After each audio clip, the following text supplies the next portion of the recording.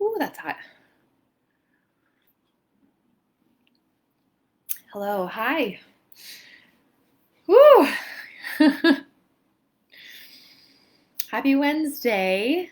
It's June 17th, 2020, and my name is Alyssa Abrahamson, and I'm a nutritional therapist and wellness coach. And I have been off all social media for 13 days, and I just logged in and I have a million messages and notifications, and I'm not looking at any of it. And I'm just straight to Facebook Live, and then I'm straight off, and I'm going to go back on my social media break. I skipped last week's Facebook Live because I decided that for my mental and emotional health, I needed to be off social media. And I have been loving it. Who knew a total obsession with social media could just go away in a matter of like a couple days? Super healthy. Anyway, I hope that you are feeling healthy. And, I really wondered if I should come back on this week because I'm still on this social media break, but I guess sort of not because I'm here live. But anyway, I really did feel that I wanted to come back on and connect with you all. So thank you so much for being here live or watching the replay.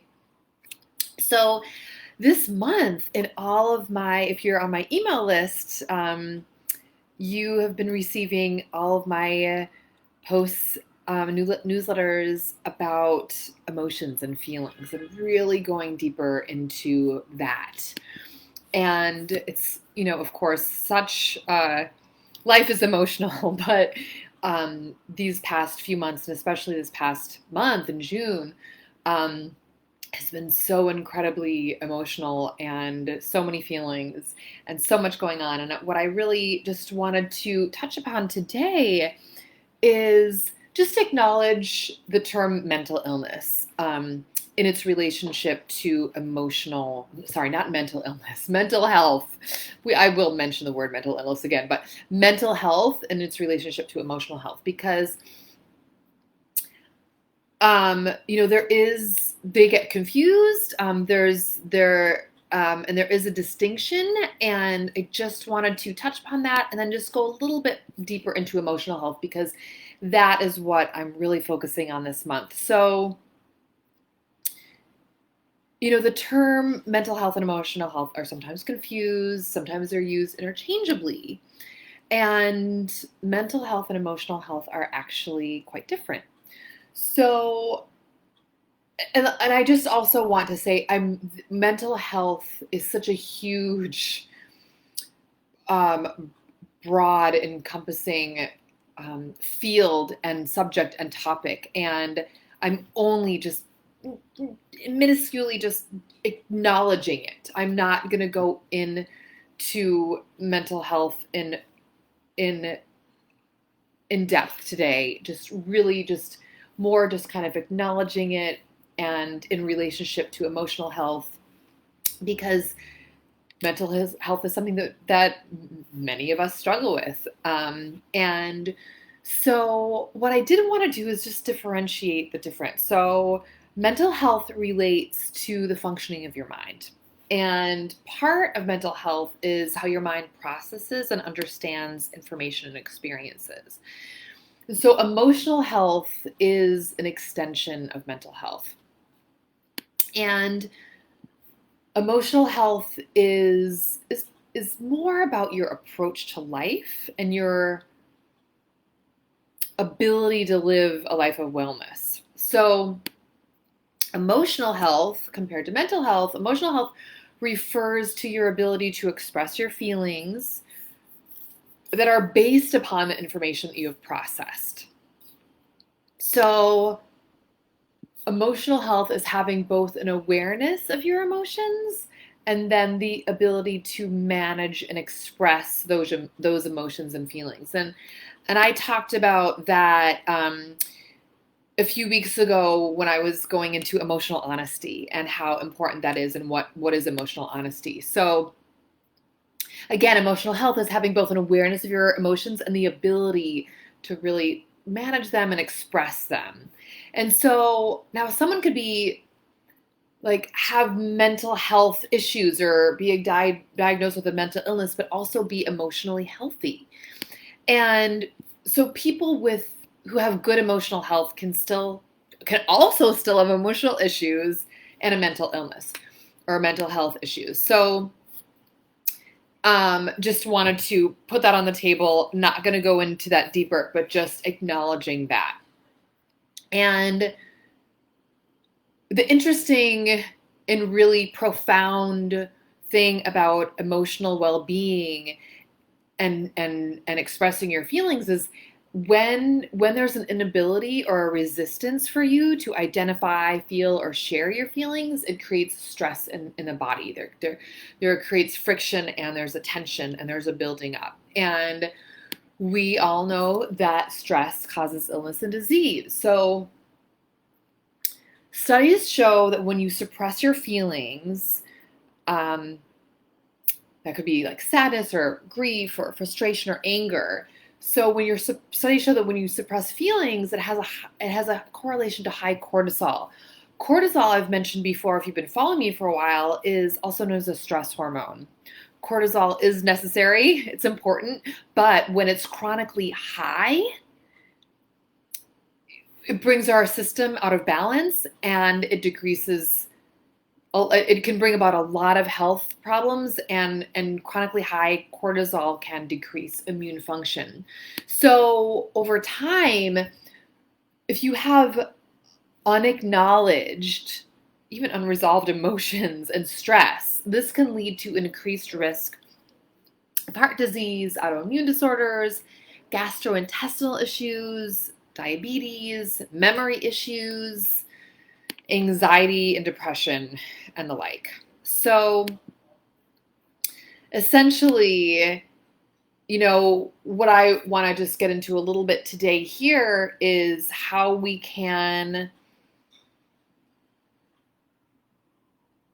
acknowledge our emotional health and be mindful and understand that when you have your emotions and feelings, and being mindful of them and really expressing your emotions, it does improve your mental health, of course, your emotional health, and your physical health.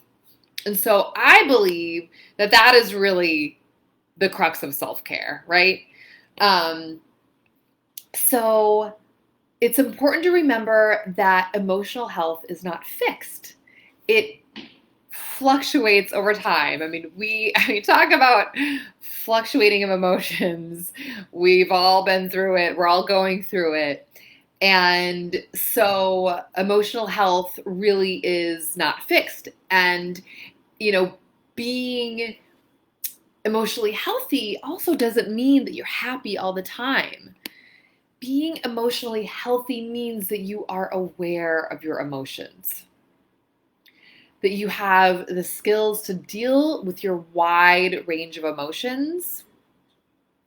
And I'm not going to label emotions are good or bad, because all emotions are valid, and I don't think that is a label. We might say negative emotions and positive because we have an understanding about that, but all emotions and feelings, as we know, but I'm here to just reinforce, are valid. And so, again, being emotionally healthy means you are aware of your emotions and you have the skills and tools to deal with all of your wide range of emotions. Whether that's from feeling confused or feeling despair to feeling inspired or feeling joy or exuberant.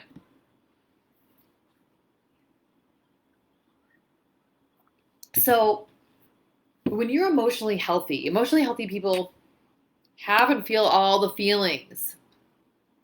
Now, they still feel stress and anger and sadness and despair and confusion and all of that.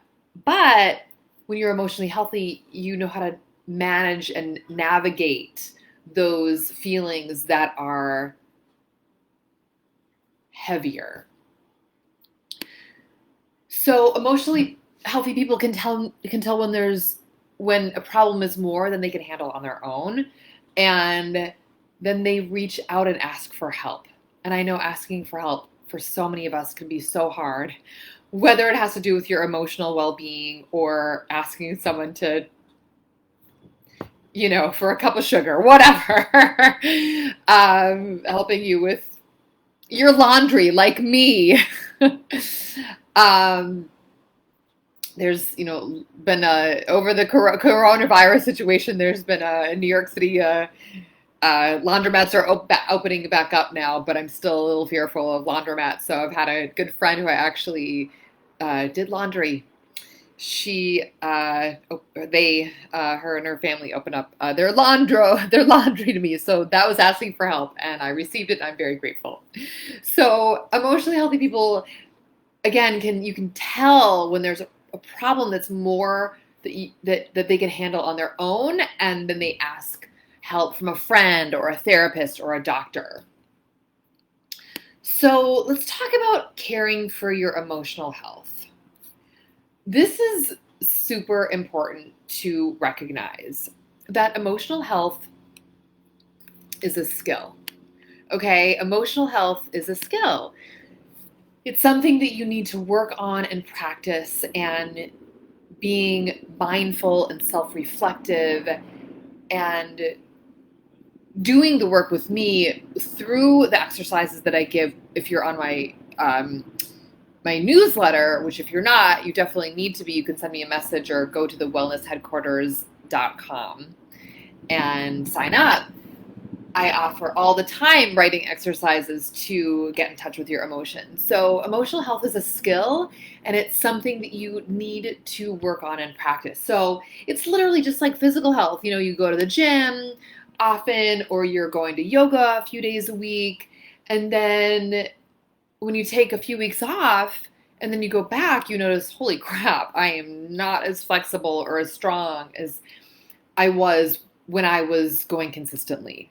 So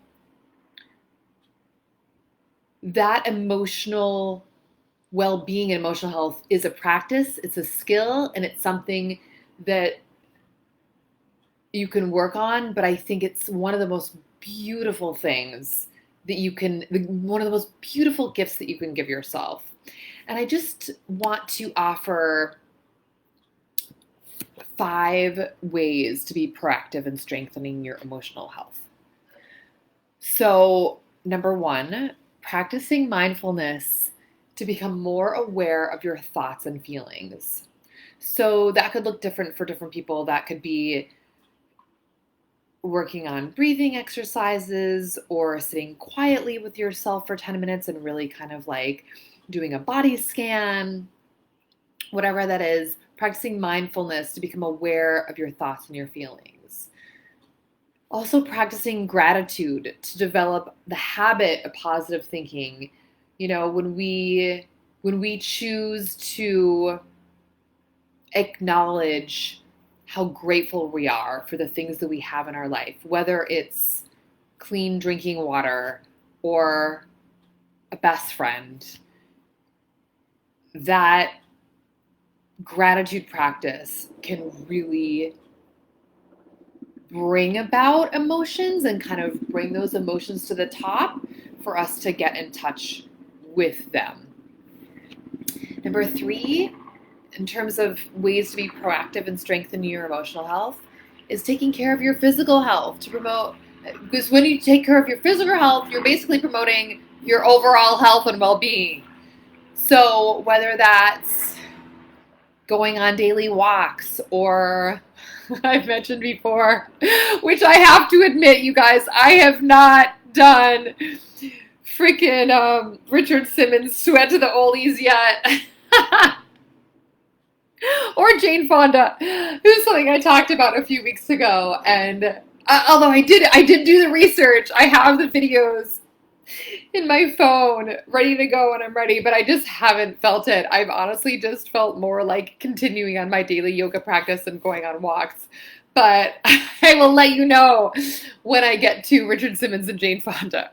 So anyway, taking care of your physical health to promote your overall health and well-being is another way to strengthen your emotional health. I think when we are physically active, and that looks so different for so many of us. I am telling you, I am not a gym person. I'm not a workout, person. I'm not a weights lifting person. I'm more of a gentle movement person with autoimmune disease, rheumatoid arthritis. But as my body is fragile, and but I do move my body in ways that is very healthy and healing and manageable and doable for me, and that commitment has enhanced my emotional health exponentially.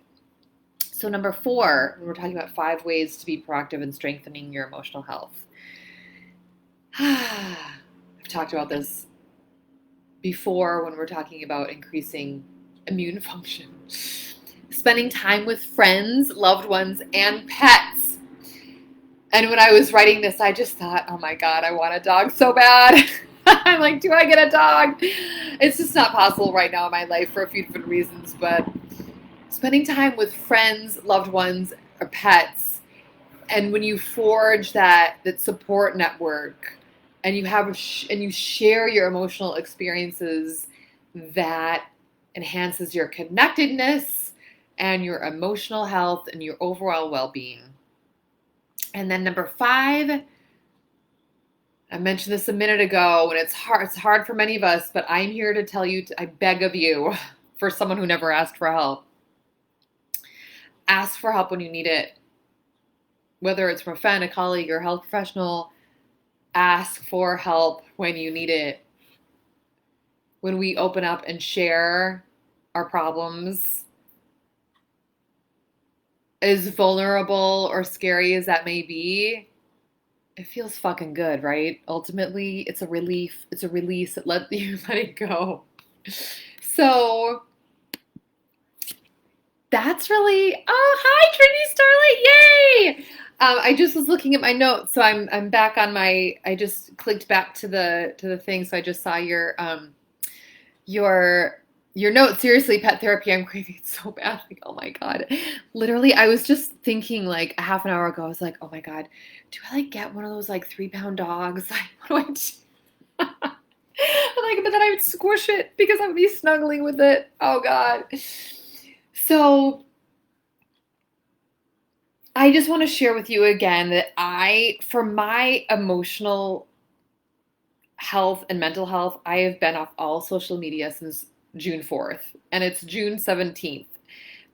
I temporarily deleted the app from my app of Facebook and Instagram from my phone. And it's funny because when I was going on right now, I was like, I just wanted to check on my phone to see if I was going live, see if it was working. I was like, oh, the app is no longer on my phone. Oh, well. We'll hope it works, and it does, because I see Trinity's comment. But the decision and choice to go off social media has literally changed my life. The last time I went off social media was after my dad died in 2013. I went off for 2 weeks because it just felt like the most trivial, irrelevant thing in the world. Whereas now it's such this source of connectedness and communication due to quarantine, lockdown, coronavirus, all that. But for me, being off social media has so enhanced my mental and emotional health the past couple of weeks. Coming on and sharing right now with you is awesome. And I said in the beginning, there's like literally like a lot of notifications and messages, and I'm not going to look at any of them. I'm going to just say farewell in a minute when we're done. And I'm not exactly sure. I definitely will be back for Facebook Live next Wednesday. I'm not sure how long my social media break will be, but I just wanted to share this with you because if you are struggling with your mental and emotional health, from personal experience, I recommend taking a social media break. I gotta tell you, whether it's even just I've talked about this a lot, whether it's a part of your morning routine, do not turn on your phone for the first hour, or a part of your bedtime, nighttime hygiene, turn all electronics, all devices off like a couple hours before bed, whether that's what you can do. and that works for you, awesome. Or if you want to go 24 hours, or if you're like me, you go 24 hours and it turns into 13 days, which is going to turn into more. It has allowed me a chance to not be bombarded by this outside noise with so much like compare and despair and distress and stress and overwhelming bombardment. We're already bombarded with so much right now. And these past few weeks I felt a lot more emotionally and mentally healthy and stable, and feeling really this, like, noticing how deeply, we all know it, but really noticing how distracted social media can be when you are trying to get something done. You're like, oh, let me just look at Instagram for a second. And taking that away for these handful of days has been really powerful for me, and I highly recommend it.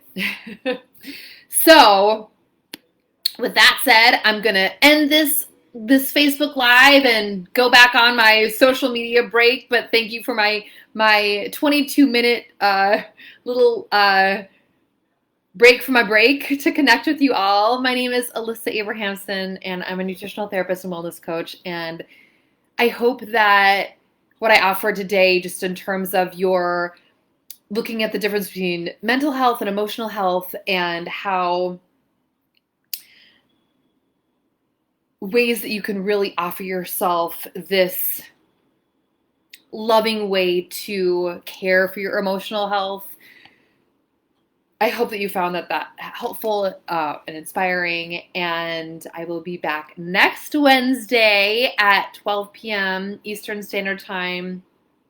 And until then, I'm sending you so much love and support and all the loving vibes that I have in my being. And here in New York City is a gorgeous sunny day. So wherever you are, I hope you enjoy it and get outside and breathe the beautiful air. And until next time, have a beautiful week. Take care, everyone. Bye.